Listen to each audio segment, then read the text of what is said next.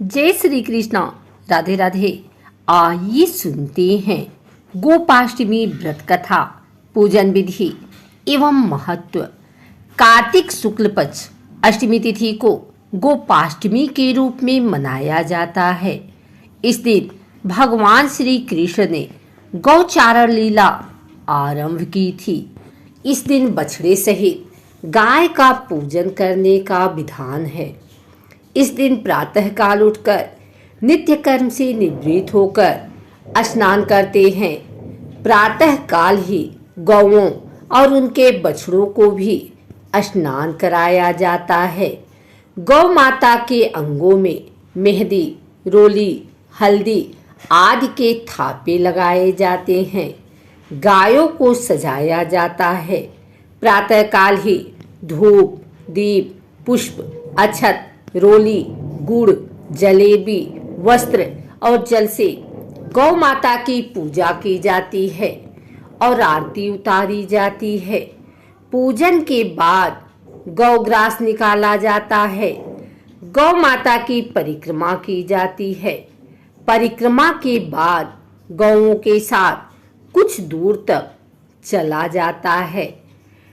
भगवान ने जब छठे वर्ष की आयु में प्रवेश किया, तब एक दिन भगवान माता यशोदा से बोले, मैया अब हम बड़े हो गए हैं।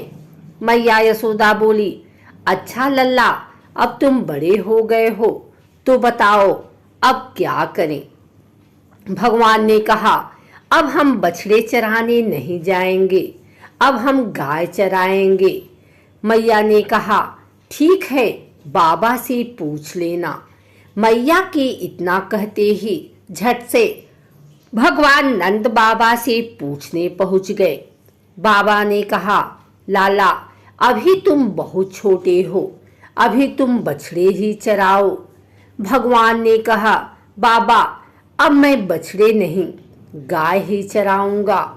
जब भगवान नहीं माने तब बाबा बोले, ठीक है लाला, तुम पंडित जी को बुला लाओ, वह गौचारण का मुहूर्त देखकर बता देंगे।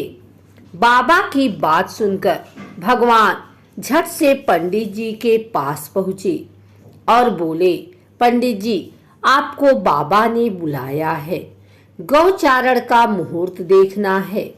आप आज ही का मुहूर्त बता देना, मैं आपको बहुत सारा माखन दूंगा।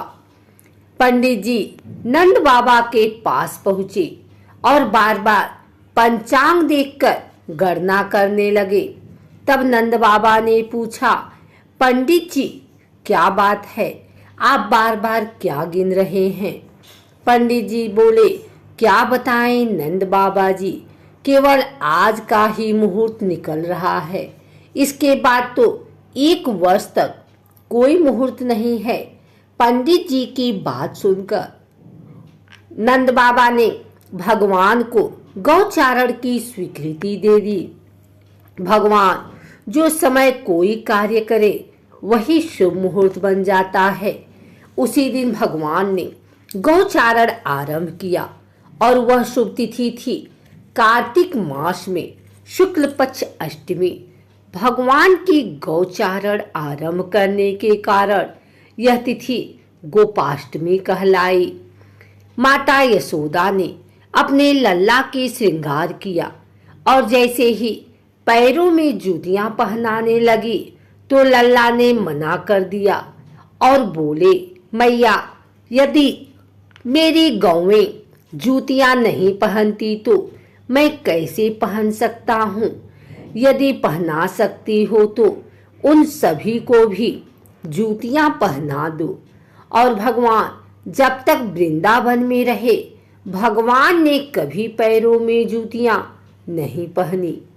आगे आगे गाय और उनके पीछे बांसुरी बजाते भगवान, उनके पीछे बलराम और श्री कृष्ण के यश का गान करते हुए ग्वाल गोपाल इस प्रकार से विहार करते हुए भगवान ने उस वन में प्रवेश किया।